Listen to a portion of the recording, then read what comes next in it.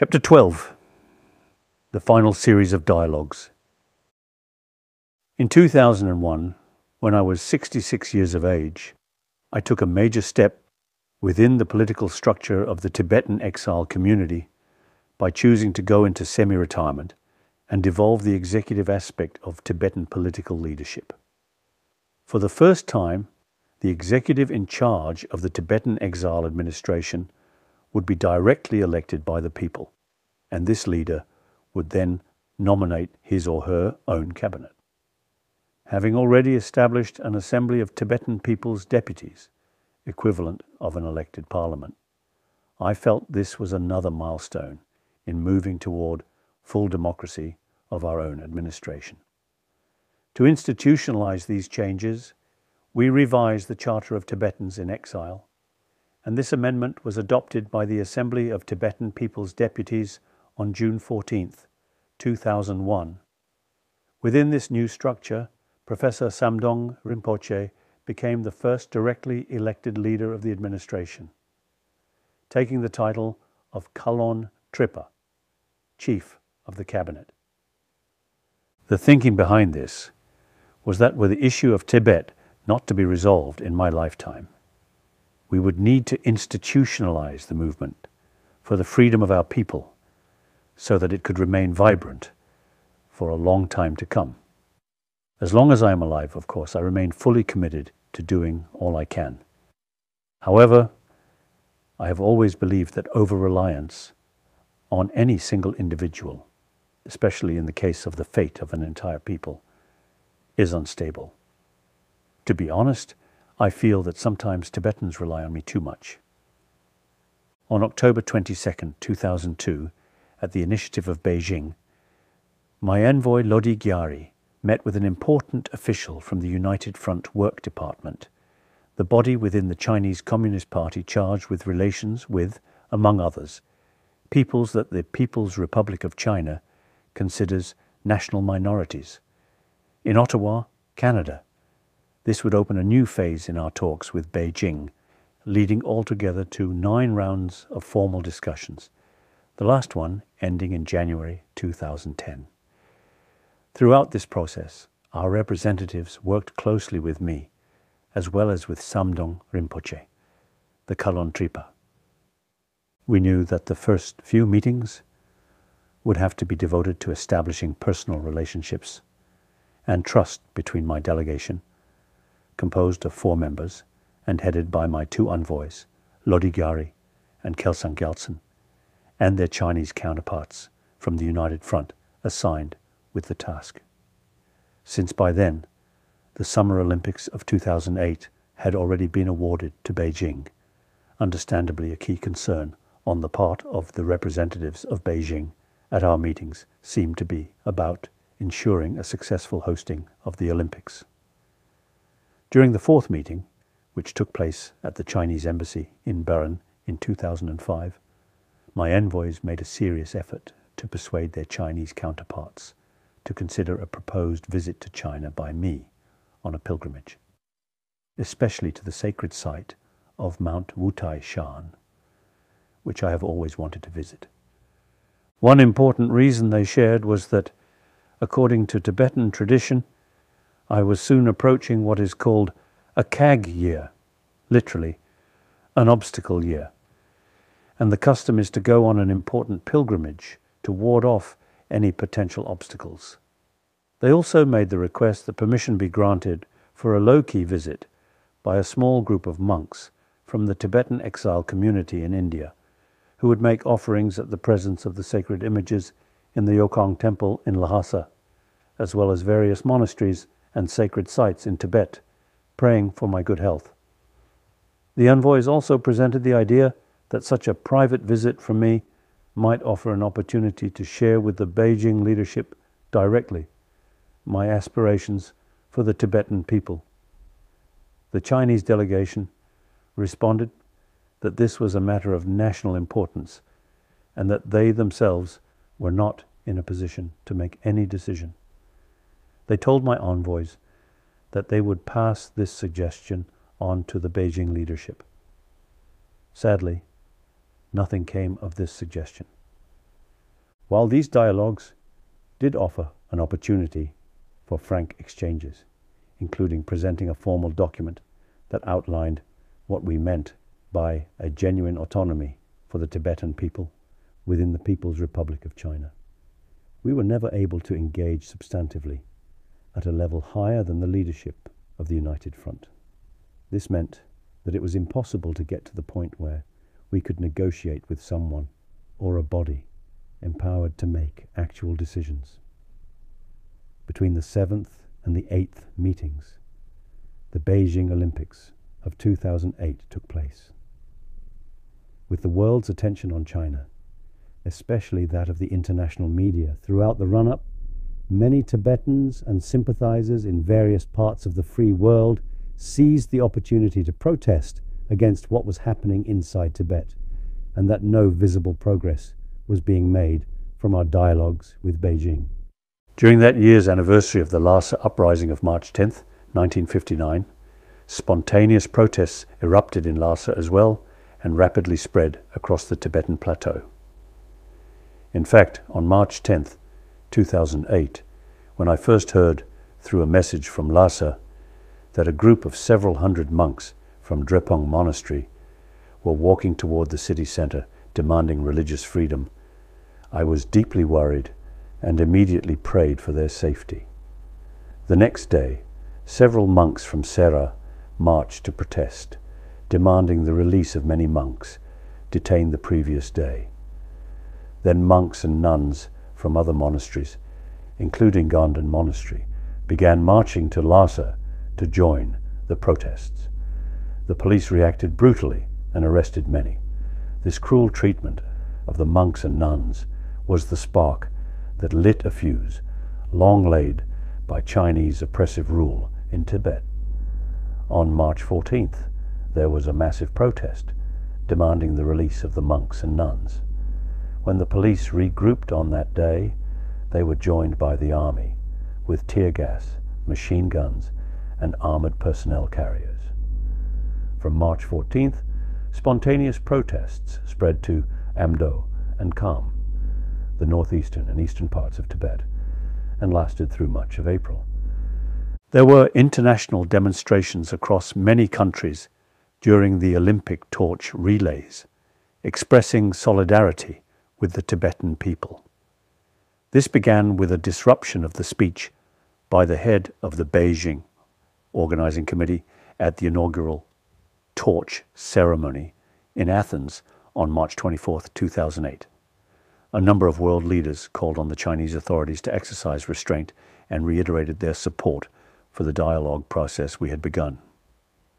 On the part of Beijing, however, instead of taking stock and reflecting on why the Tibetans should be reacting this way, the Chinese propaganda machine responded to the crisis by blaming me personally. They accused me of instigating these protests inside Tibet. On March 18, 2008, the leader of the Communist Party in Tibet said, "The Dalai is a wolf in monk's robes, a devil with a human face, but the heart of a beast." We are now engaged in a fierce blood and fire battle with the Dalai clique, a life and death battle between us and the enemy. During his state visit to Laos, the Chinese Premier Wen Jiabao urged me, while speaking to international media, to calm the situation inside Tibet. In response, I offered to speak directly with the Chinese leader Hu Jintao. I did not hear back. Meanwhile, Communist China's state television broadcast across the mainland, portraying the Tibetan protests as an attack against the Chinese, with the propaganda having the tragic consequence of racism against Tibetans living in the Chinese mainland. I heard stories of discrimination against Tibetans, involving refusal by hotels to rent rooms, public transportation such as trains, and airlines refusing to sell tickets, and Tibetans being spat upon in parks. Unwittingly, what the Chinese state media have succeeded in creating is a generation of deeply resentful Tibetans who will never forget their experience of overt racism.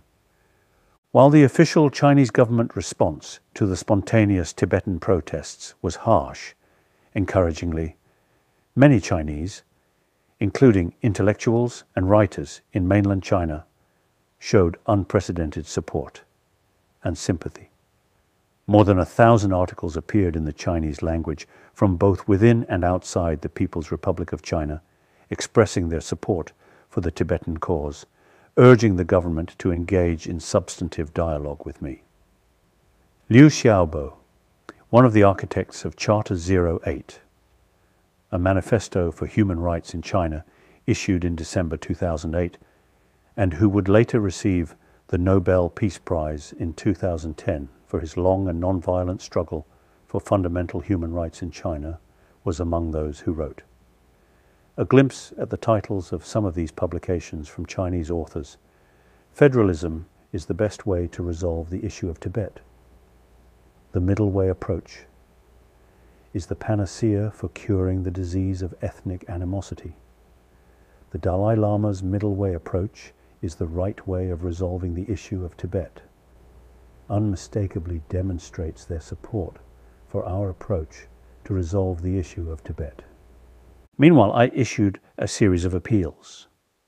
I urged the Tibetans to practice nonviolence and not to waver from this path, however dire the situation might be. I also reminded them that right from the beginning, I had supported the hosting of the Summer Olympics in Beijing, and I urged the Tibetans not to hinder the Games, because I understood that the hosting of the Olympics was a matter of great pride to the world's most populous nation. In fact, when I was invited to speak at the U.S. Congressional Gold Medal ceremony in October 2007, I spoke of how I have always encouraged world leaders to engage with China, and that I have supported China's entry into the World Trade Organization, WTO, as well as the awarding of the Summer Olympics to Beijing. I emphasized again that our struggle is with the leadership of the People's Republic of China, and not with the Chinese people. We should never cause misunderstanding or do something that would hurt the Chinese people. To the Chinese brothers and sisters across the world, I made appeals asking them to support my call for the end of the brutal crackdown inside Tibet, and to help dispel the misunderstandings between our two communities. I emphasized that the Chinese and Tibetan people share a common spiritual heritage in Mahayana Buddhism, that we worship the Buddha of compassion and cherish compassion for all suffering beings as one of the highest spiritual ideals. Concerned about the danger of rising enmity between Tibetans and Chinese, I also suggested to Tibetans living in different parts of the world to establish Sino-Tibetan friendship associations. Such associations could extend invitations to Chinese living in the same city to Tibetan festivals and celebrations, and to share meals together. Meanwhile, I instructed my envoys to yet again contact their Chinese counterparts and seek a meeting. It was a matter of urgency to diffuse the situation inside Tibet and to urge the Chinese leadership to investigate the real causes for these widespread protests and take seriously the genuine grievances of the Tibetan people. Our initiative led to an informal meeting between my two envoys and their Chinese counterparts in Shenzhen in May 2008. At that meeting, both sides agreed to hold the 7th round of formal dialogues in Beijing in July 2008. Soon after, on May 12, 2008, a massive earthquake struck the province of Sichuan, including the Tibetan area of Ngaba. When we heard the news, large-scale prayers were held for the victims of the earthquake across the Tibetan communities in the diaspora, including at the Tekchen Chuling Temple here in Dharamsala. I also made a personal donation to the Relief Fund through the International Federation of Red Cross and Red Crescent Societies.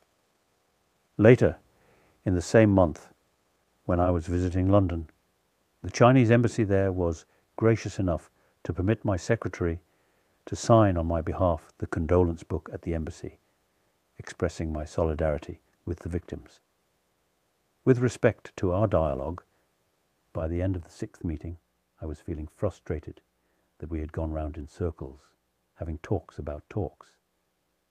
There is a Tibetan saying, "Your steps should contribute to your journey." So, after the 6th meeting, I asked my team to present me with an analysis of the conversation thus far. At that stage, they remained hopeful. They felt that after all the hard work of listening to each side's complaints and concerns, perhaps a space had been created now to get into actual discussions. Thus, the 7th round of meetings took place in Beijing in July 2008. At the start of this round, my envoys expressed to their counterparts that by now our discussions should touch upon substantive issues. They also shared my and the Tibetan community's rising frustration and impatience.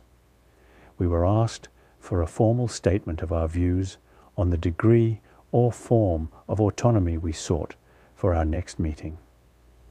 While our position had been clear for years, we prepared a formal document entitled Memorandum on Genuine Autonomy for the Tibetan People, and presented this at the 8th round of talks on October 31st, 2008. We reiterated our commitment not to pursue separation or independence, but instead a solution to the Tibetan issue through seeking genuine autonomy compatible with the principles of autonomy in the Constitution of the People's Republic of China. Given that our foundational objective was, and remains, the protection of Tibetans as a people with our unique culture, language and religion, a key point of our proposal was to seek a framework within which all Tibetan areas could enjoy the same form of protection and governance. We also stressed that if our autonomy was to be genuine, it needed to include the right within the People's Republic of China to self-government on the local level. This document was in a format and language that carefully respected the Constitution of the People's Republic of China, as well as the law on regional national autonomy. We wanted to assure Beijing that we truly believed that our goals could be realized within the existing framework of the People's Republic of China, and to our understanding, fully compatible with its constitution. Even though the Chinese knew the Memorandum on Genuine Autonomy for the Tibetan people represented our sincere attempt to present a formal basis for discussions, Beijing chose to react negatively, including making a public statement on November 10th, less than a fortnight after our meeting.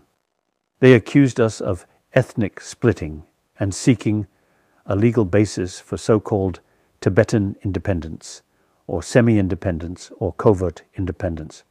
They stated emphatically that the doorway to Tibetan independence, semi-independence, or covert independence will never be open. This same line of criticism was repeated later in China's White Paper of 2009, issued to mark the 50th year since 1959, entitled 50 Years of Democratic Reform in Tibet, in which it was declared that there is no way for the Dalai clique to uphold Tibetan independence, neither will it succeed in its attempt to seek semi-independence or covert independence under the banner of a high degree of autonomy. But the autonomy we were asking for was not, as claimed by the Chinese side, some kind of high degree of autonomy that is outside the law of national autonomy of the People's Republic of China.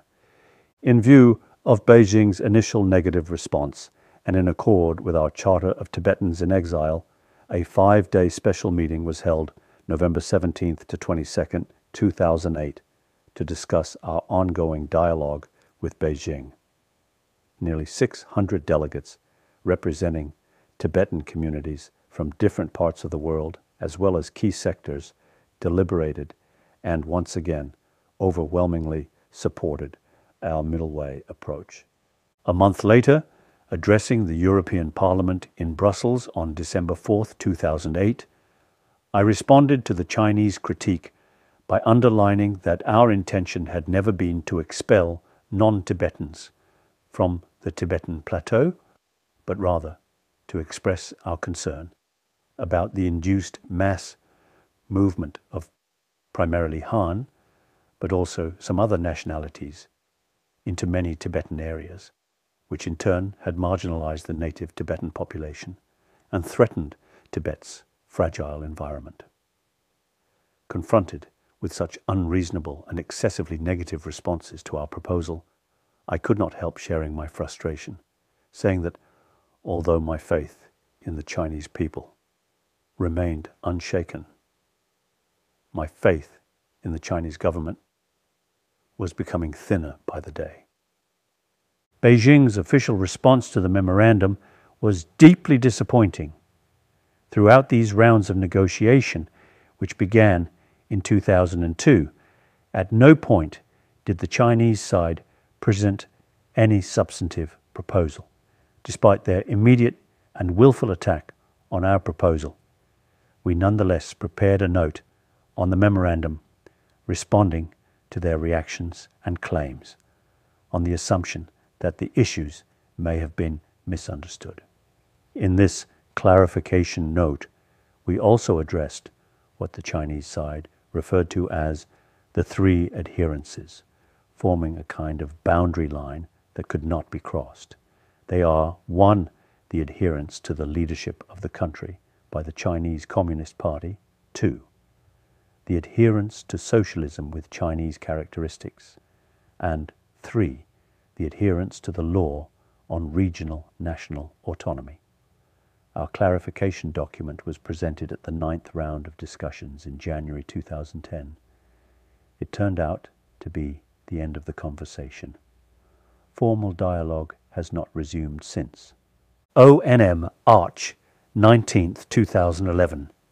When I was 75 years old, I made a public announcement that I had decided to go into full retirement, thereby completing the process of devolution of political authority that began in 2001 when we had our first directly elected full political leader within the exiled Tibetan community. I said that rule by kings and religious figures was outdated, and we had to follow the trend of the free world, which is toward democracy. Furthermore, it was most appropriate for me, as the 14th in the line of the Dalai Lamas, to voluntarily, happily, and proudly end the temporal authority of the Dalai Lama so that a democratically elected leadership could take on the role. On May 29th of that year, we were able to make the necessary preparations, including the amendment of the Charter of Tibetans in Exile, to institutionalize this fundamental change. This amendment of the Charter was preceded by a special assembly of the Tibetan people, and my final executive act was formally signing this revised charter. With that, I went into full retirement, devolving all secular authority to the elected Tibetan leadership. In August 2011, having won the election, Lobsang Sangay assumed the office of Kalon Tripa, chief of the cabinet, and later took on the title of Sikyong, president of the Central Tibetan Administration. And after serving 2 5-year terms, in 2021, Penpa Tsering, the current Sikyong, was elected. In announcing this full retirement from my political position in May 2011, I reassured the Tibetan people, both within Tibet and in exile, that my decision to devolve political authority did not in any way reflect a loss of interest or determination, or a giving up of my involvement in the Tibetan struggle for truth and freedom.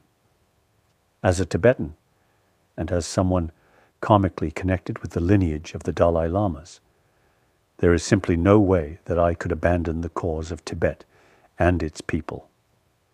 My motivation was solely that of what I believed to be best for the Tibetan people, especially with respect to ensuring the long-term sustainability of our struggle for freedom. If the Tibetan issue were to remain unresolved, for several more decades, then we all knew that a time would come when I would be no longer able to lead the movement.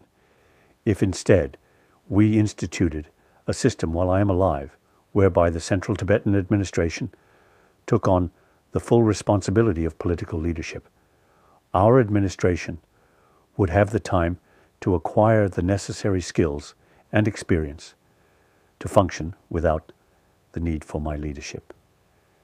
And if during this period of transition challenges were to arise, of course I would be there to assist in whatever way I was able. Also, this act of devolution would demonstrate to the world, and especially to Beijing, that our struggle pertains to the well-being of an entire people, not to that of the Dalai Lama or his institution. I was ending the Dalai Lama's political leadership of the Tibetan people, not only voluntarily, but also happily and proudly. This full devolution of power not only was a decision pertaining to my person, but it also marked the ending of the temporal authority of the Dalai Lamas, which had been established in the 17th century in the era of one of my predecessors, the 5th Dalai Lama. ASIT was becoming clear that our discussions with Beijing were not leading to any meaningful outcome. Many Tibetan people grew desperate. One tragic expression of this was the wave of self-immolations that occurred inside Tibet, beginning on February 27, 2009, when a young monk, Tepi, from Kirti Monastery in the Ngawa County, in northeastern Tibet, set fire to himself in the marketplace. Since then, more than 160 monks, nuns, and lay people, most of them young, have resorted to this form of protest, mainly in Tibet, but a few also in India and Nepal. One of the more recent instances took place on February 24, 2022. Tsewang Norbu, a famous singer with a large following, both in Tibet as well as in mainland China, self-immolated in front of the Potala Palace. He was 25 years old. I am told that his songs were removed from music platforms in China, and all news relating to his death has been suppressed. In fact, his entire online presence, including any biographical information, has been erased such that no trace of his existence is to be found online in any resources available to people in China and Tibet. I am told that Norbu's father took his own life in May after being repeatedly harassed by the Chinese police. This latest example powerfully demonstrates that the grievances of the Tibetan people transcend socio-economic status and reside much deeper in their very psyche. These acts of self-immolation express the depth of desperation, hopelessness, and unhappiness Tibetan people fundamentally feel in the face of Communist China's rule in their homeland. The first known instance of Tibetan self-immolation actually took place in New Delhi in 1998. I personally went to see Thupten Godup as he lay dying in a burn unit in a hospital in the Indian capital. One of the first times I spoke publicly about my feelings on this very painful issue was at a press meeting during a visit to Tokyo in June 2010. It was about a year after that young monk at Kirti Monastery in northeastern Tibet had self-immolated. In response to a question from a journalist, I shared three things as part of my response. First, that I feel deep sadness and pain every time I hear about such an incident. Second, that I cannot encourage such drastic acts, because I do not believe it will have any real effect on the Chinese authorities. And third, that it is my hope that these tragic acts on the part of the Tibetans will make the Chinese authorities ask what is motivating these young Tibetans. To this day, I feel conflicted about this issue of self-immolation. On the one hand, I can empathize with the profound helplessness Tibetans feel about what is happening inside their homeland. On the other hand, the loss of every life is a loss too many. This act is undoubtedly extreme, but the fact remains that those who have committed it chose not to kill others, only to sacrifice their own lives.